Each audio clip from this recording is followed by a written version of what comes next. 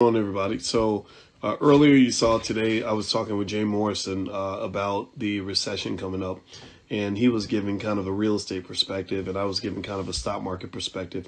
Jay's going to come back in. We're going to try to get a better signal this time to finish the discussion. And so basically, I wanted to let you guys know that there are a lot of leading experts that I respect, like Jeremy Grantham, who predicted the bursting of the tech bubble, who are basically saying that this could get a lot worse.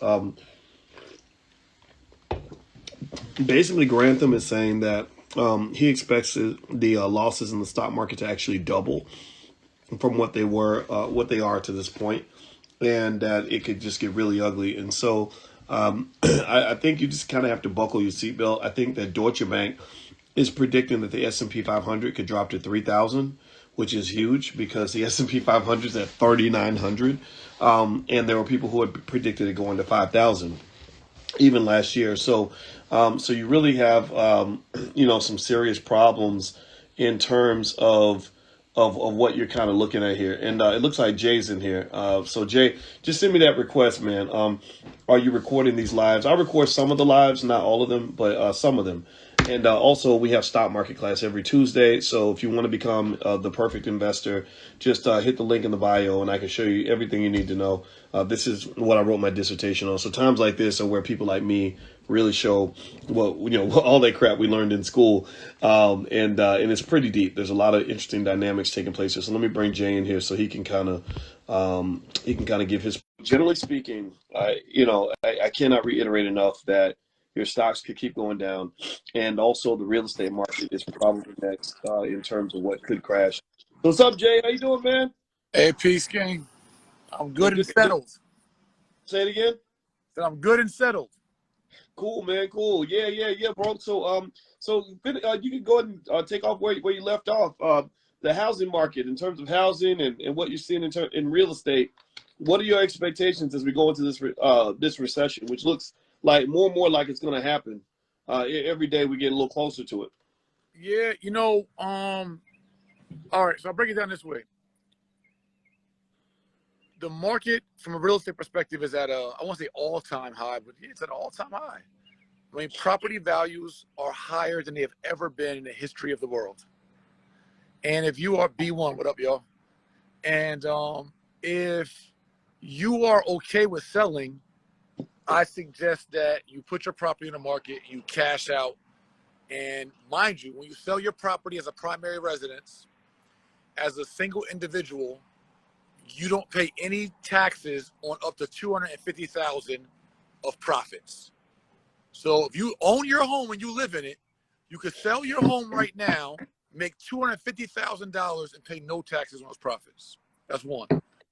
Wow. Two, as a married couple, if you file jointly, you can make up to $550,000 profits and don't get taxed on it.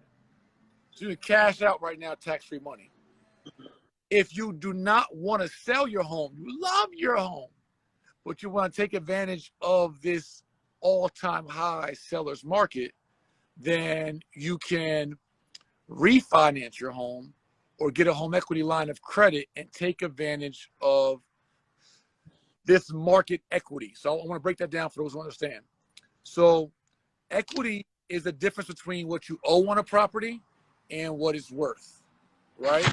Whatever you owe, if you owe zero because it was inherited or you paid it off in full, it's cool. Whatever you owe, it might be nothing. And what it's worth, that is your equity. So equity is like free money. You buy a property for $250,000 because supply and demand, because more people are being qualified because of low interest rates, but that's going to change. That's what we're talking about. More people can buy homes because of low interest rates and all the capital they infuse into the world. So when there's more buyers, and there's less sellers, that means the sellers that are out there can raise their profits, raise their prices. Because like, hey, all y'all want to buy my house, right? So we got a client that listed a property, got 50 showings in 3 days. 50 property showings in 3 days from the first day they listed their house. And then end up selling the property and making over $100,000 what they asked for property. So they put a certain price up of a listing price and end up, because so many people want the property, they end up paying $100,000 more for the property than what they even asked. Oof. That's going to change soon, though. So my point is, cash out now if you're okay with relocating. If you don't want to relocate, refinance, and the banks will give you a new loan, or get a home equity line of credit, and the banks will give you a second loan or second line of credit based on all that free equity, which is just more value over what you paid for your property because of demand. That demand is going to go away once interest rates shoot up and catch up with inflation and the market corrects itself. Property values will decrease. Your equity will go flat. So take advantage of your equity now while it's up. It's the free bag in real life.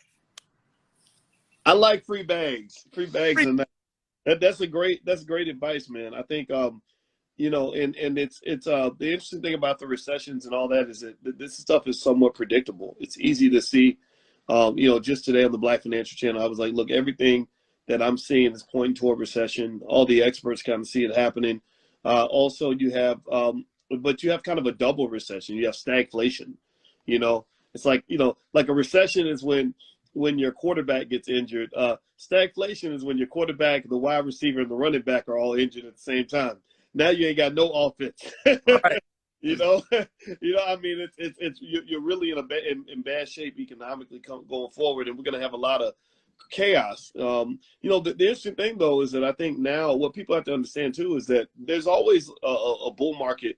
Jim Cramer uses this term, and I agree with it. He says there's always a bull market somewhere, meaning that there's always some asset out there you can buy that can be a great store of value that can lead to wealth. But it seems like now, because this recession is kind of hitting everywhere, it's like a thunderstorm that's hitting the whole region. It's hard to find places to hide. So where do you think, you know, if you got extra cash flow, before when the economy's booming, you know, it's easy, right? You do flips, you put money in the stock market, you're making money over there, crypto, and making money over there. Now it's kind of changing. So where if I have extra cash sitting around, where are some places I might stick it in order to, you know, either preserve the capital or grow the capital? Yeah, so I still say real estate.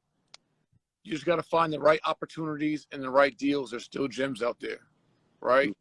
And but on the whole side of cash, what I've been doing is using the infinite banking, home banking, be your own bank strategy, and stuffing my cash in my life insurance cash reserve.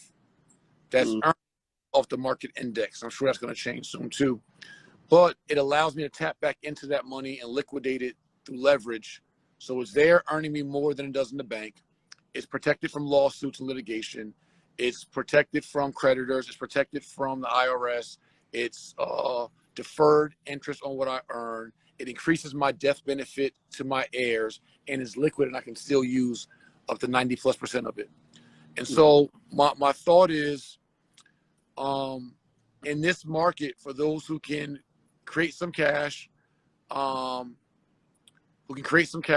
right now, or have some cash tucked away, when this market corrects, it's going to be an amazing time to go scoop up foreclosures, real estate, and all the rental moratoriums and foreclosure moratoriums that have been happening over the last 2-3 years because of COVID.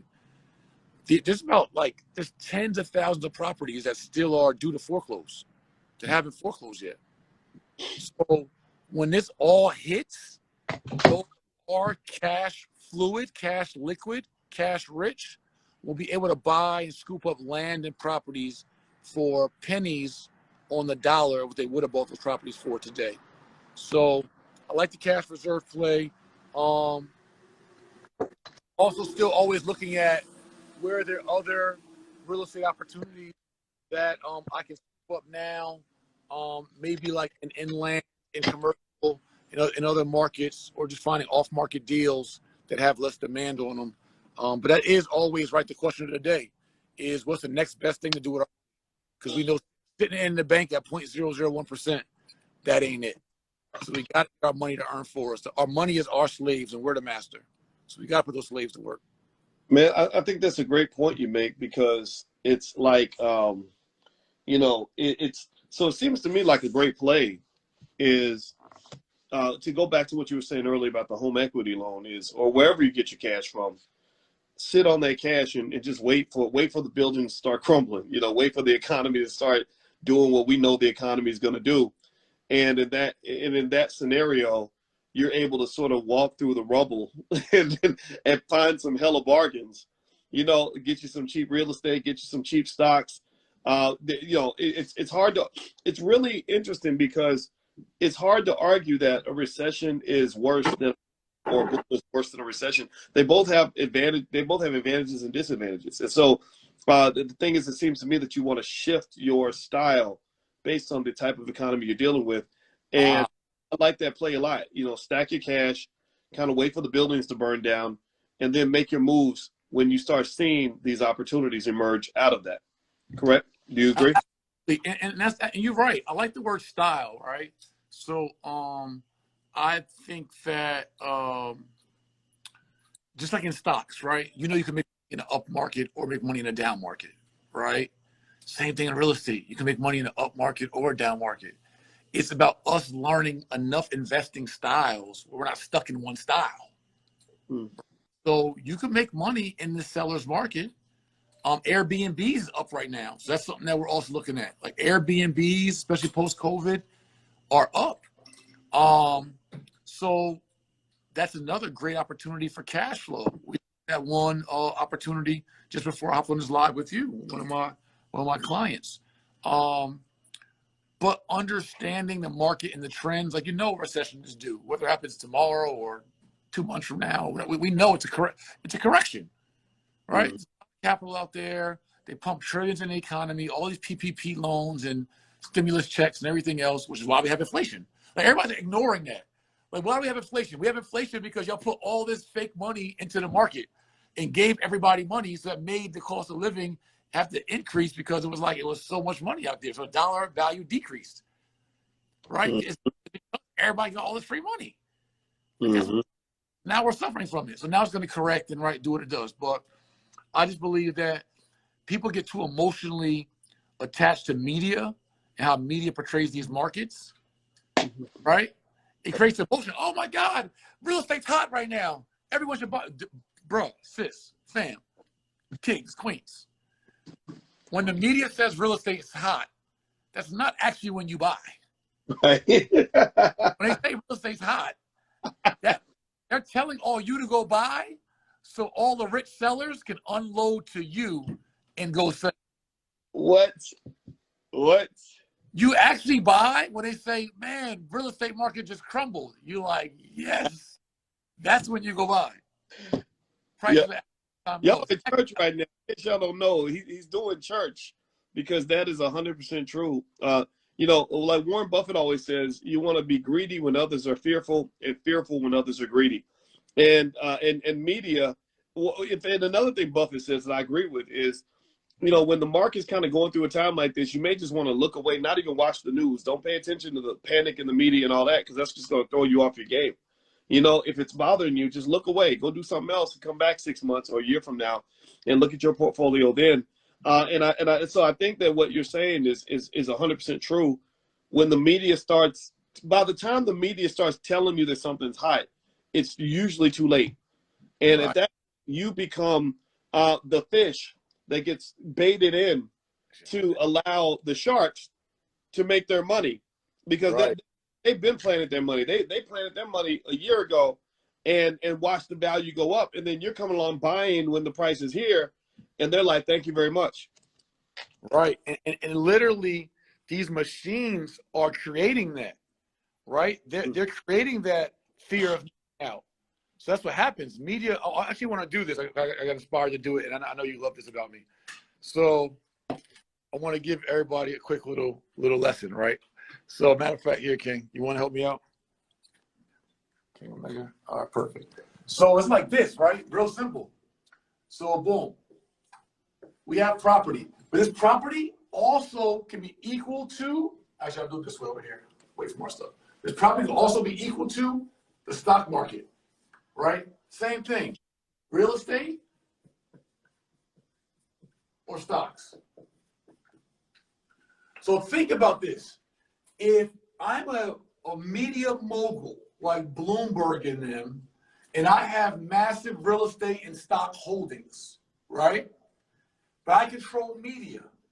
So I can literally manipulate the general public and masses who have never been informed about financial literacy, stocks, or real estate all through their 12 years of high school and most through their college, right, who are financially illiterate. I can just let them know, yo, the real estate market is skyrocketing right now. Man, the market's booming, right? Interest rates are low, right? Take care of these low interest rates. Go buy.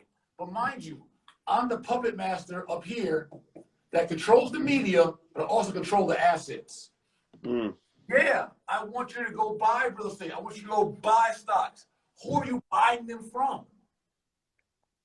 Now, when everyone runs, so right, the public.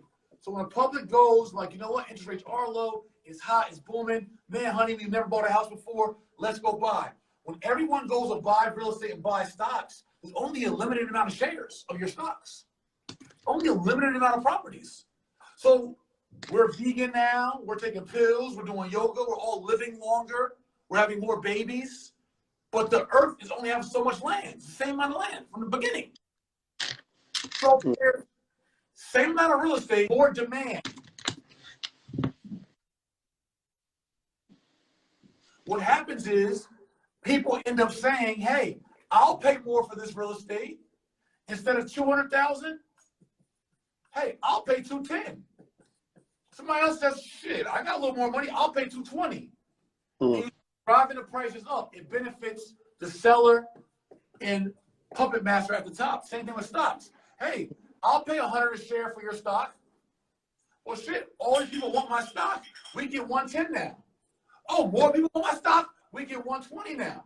We get $130 now. When there's more demand in the market, it's not the time to buy anything.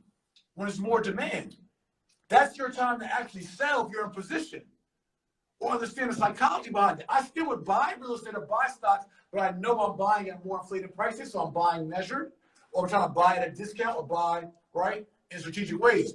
But now, when they say the market, same puppet master, right, just a media, seller, puppet master. After they sold everything, the same folks can say, oh, man, the market is crashing. Everybody unload. Go, go, go. It's crashing. Now you get fear. And you say, man, my stock price is going down. Mind you, you only lose money on the stock when you actually sell. Your stock, or it goes to zero. Your stock can go to $1. You haven't lost anything yet, though, until you sell. Because tomorrow it can go up to 110 again. Your value, you lost value, but you didn't lose dollars. You only lose the dollars in your stock when you actually sell. So they tell you it's crashing, so unload. So what does everyone do? Everyone unloads their stocks. So when everyone unloads their stocks, there's less demand for the stocks. The real estate value goes down. The stocks go down. What are the geniuses up top go do? Come around and go scoop all low-price real estate and all low-price again. And then in 13 years or 9 years, do the same thing. Let it go back up and say, hey, it's hot again. Everybody come by. This is the cycle. The cycle was created by the 1%. They create the cycle through media. They make you believe when to buy and when to sell based on when it best benefits them. That's the trap. Man, that was a hell of a sermon, man. I know you got a busy day, and I got a meeting in 5 minutes, man. But you know what you said reminded me of. It was when I was 25 years old. I met this guy who was he was kind of an OG, and he positioned himself as my mentor. And but you know, I wasn't really sure about the guy because I remember the guy was like in his 50s, and he had like 3 wives, and all his wives were like in their 20s. And because I was observing, I noticed that all of his wives used to date his students. So I remember thinking, I don't want to be your student because you're going to try to take my woman, right? So check this out. I swear to God, this is perfectly fit with what you said. So when he was giving me this advice, because he was pretty wise, he was interesting to listen to. So I listened to him, but I take everything with a grain of salt. I always did that. So he would start talking to me about my girl, and he'd be like, you know, she's wrong for you, right? You know that this relationship isn't going anywhere, right? You know, she's not the one for you, right? Right? So this guy is telling me constantly that my girl was like bad for me and she's no good and I need to find somebody better or whatever. And you can guess how that story ended. This dude ends up trying to take my woman. And I said, I'm not falling for the banana in the tailpipe. Like, no, you do that to other people. You ain't gonna do that to me. I'm not gonna be your sucker. So I would just say to everybody, I think the lesson for today, at the end of the day, period, is amongst all of y'all intelligent black people, be one, you know, you are the talented 10th. Don't be a sucker. You know, you can't make everybody not be a sucker. Some people are determined to be suckers. There are studies that show that human beings love to follow the crowd. Did you know this, Jay? My wife told me this. A psychologist found that 75% of all people will follow the crowd, even if they know for a fact that the crowd is wrong. They'll just do it. Everybody else is doing it. And there's a whole theory on this. This is a type of what they call irrational exuberance, or also in financial science, we call that the herding effect. Human beings move in herds. So if you notice, watch how people just move the trends. The trend ain't got to make no damn sense. You know, everybody just goes in that direction. But then there are the smart ones, the people who are right here listening, that will stop and say, okay, what are we doing here? What is this?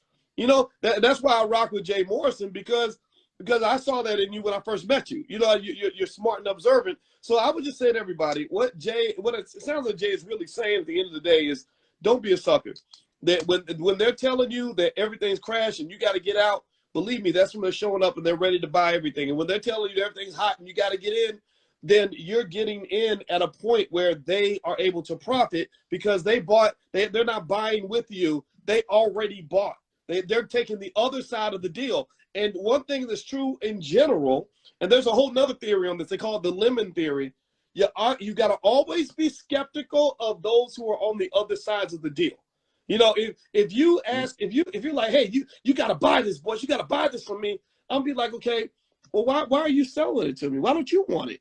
Right? You try to sell me your car. Well, first question I'm gonna ask if I'm an intelligent black man is, why? Well, if it's such a great car, why don't you want to drive it? Now, it doesn't mean it may not be a good reason. Maybe you just want to get a better car, or you've driven it and you're done with it, right? I get that. But the reason why you're selling, I ain't buying nothing from you because you're dumping something on me that you don't want for yourself. So what Jay's talking about is straight up common sense, man. That was a great lesson, bro. I didn't know you were gonna pull out the magic chalkboard, man. I that. No, that's love. I appreciate it. You know, someone just put in the comment, I know we both got to go, street smarts meets book smarts. We got to do something around that. I think that is the dynamic of our duel, and even our friendship is like, we're both two brilliant guys, and brilliant in individual ways, but brilliant nonetheless. And it meets a lot. And so, no, I think that's super dope. But yeah, Fanny, don't be the sucker, man. Like, follow the math, follow the money. Like, they want you to be their buyers. When they say, hey, come buy, the market's so hot, they want you to be their buyers. Yep. And it's okay to be a buyer, but be an informed buyer. Buy because you want to buy. You know why you're buying. You got a style or strategy to buy, but don't buy just because they said so. Yeah, man. Like you know, like that when Ice Cube had that song "Dope Man," and he said, "To be a dope man, boy, you must qualify. Don't get high on your own supply." So they want you to get high on the dope. They're not getting high on the dope. They're being rational, being intelligent, and I want you all to be intelligent too. So I agree with you, man. Let's talk further, man. This has been a blast, bro. It's always good to talk to you. Yes, sir. Yes, sir. All right. So listen, guys, we're back next Thursday. Next time on my page, Dr. Boyce and I are doing this. We got to call this something. I don't know what it is, but it's something. Yeah, we'll figure it all out. Maybe smart guys. That's gonna be the podcast. Two smart guys. Maybe that's the thing we can run with, man. Because I like that a lot. You know, and the thing is that we both like maybe I read a few more books and you had a little more time on the street, but we both have a little bit of all of that. I know you've read a lot of books too. You know what I mean? And Lord, shit, I mean, my daddy went to prison, my brother went to prison, my uncle. You know, so I saw everything that. And so I think that when you blend that, that's when we as black men get to truly become, the godlike figures that I believe that we are. And that's our dynamic, right? Like most of us grew around both. Maybe some of us a little more of this, a little more of that, but we can meet right in the middle of the road. And it's not always just and or. It's really like in addition to, or it's just all of it, right? So it's like stocks or real estate. No, it's all of it. It's all of it. There you go. It's about being the perfect investor. Much respect, brother. Good to see you, man. Yes, And I sir. got everybody who's from my page, please follow Jay. Follow the brother, support him. And y'all got to check out the Black House. Most beautiful place ever. 5th, the Black House first annual homecoming, June 1st through 5th. Dr. Boyce will be here on June 1st. He's being honored as a Black House hero. Guys, go to rsvplegacy.com, link in my bio. An amazing grand opening of our phase 2. All of that, we got to go. But June 1st through 5th, come to Atlanta. It's amazing. The Black House, the only one we got, the Black House in real life. Right on, right on. Peace. All right, everybody, have a good day. And I'll talk to you soon, brother. All right. All right, my man. Peace.